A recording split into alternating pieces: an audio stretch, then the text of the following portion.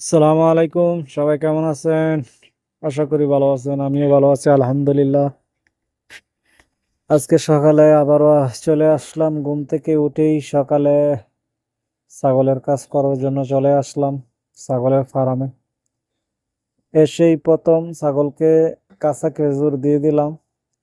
খেজুর দেওয়ার কারণ হচ্ছে ছাগলগুলাকে একত্রিত করা এবং যে যে ছাগলগুলার দুধ আছে এই দুধগুলাকে ফালাইতে হয়, কারণ বাচ্চা বড় হয়ে গেছে। দুধগুলা যদি না ফালাই তাহলে ছাগলের বানগুলো নষ্ট হয়ে যায়। এই কারণে দুধ ফালাইতে হয়। প্রতিদিন সকালে আমাদের এই কাজ করতেই হয়।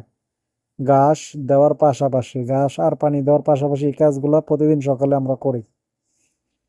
তো আমাদের দেশে কিভাবে কাজ করে তো আমি জানি না, কারণ আমি তো আর দেশে এই কাজ করি নাই কোনো সময়।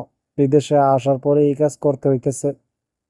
তো যাই হোক, একটা জিনিস ভালোই হয়েছে, যদি কোনো সময় দেশে যাই কৃষি কাজের সাথে জড়িত হই, ফার্ম দিতে পারবো বা চালাইতে পারবো। এসব ছাগল গরু সম্বন্ধে একটা আইডিয়া হয়ে গেছে আলহামদুলিল্লাহ। তো দেখা যাক কতদিন করতে পারি বিদেশের মাটিতে এই কাজ, এবং দেশে গিয়ে যদি আল্লাহ বাঁচাই রাখে, দেশে গিয়ে তৌফিক থাকলে হয়তো ছোট্টখাটো একটা ফার্ম দেব ইনশাল্লাহ, যদি আল্লাহ হায়াতে বাঁচাই রাখে আর কি। তো এভাবেই আমরা কাজ করি। বাংলাদেশে তো ফার্ম থাকে ভিন্ন রকম, মাচার উপরে ছাগল থাকে, এখানে মাটিতেই রাখে, কারণ হচ্ছে এখানে সব পাথর।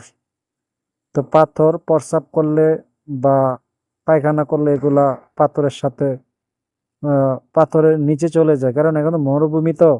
তো প্রস্রাব করলে নিচে চলে যায়, আর পায়খানা করলে এগুলা পরে জমায় অনেক, জমার পরে এগুলা আমরা বস্তাতে ভরে আবার ওই বাগানে নিয়ে যাই, বাগানে দেই। তো এরকমই এখানে এইভাবেই কাজ করতে হয়। তো আমাদের বাংলাদেশে কিভাবে কাজ করে, বাংলাদেশে ছাগলের ফার্ম তো আমি দেখি নাই।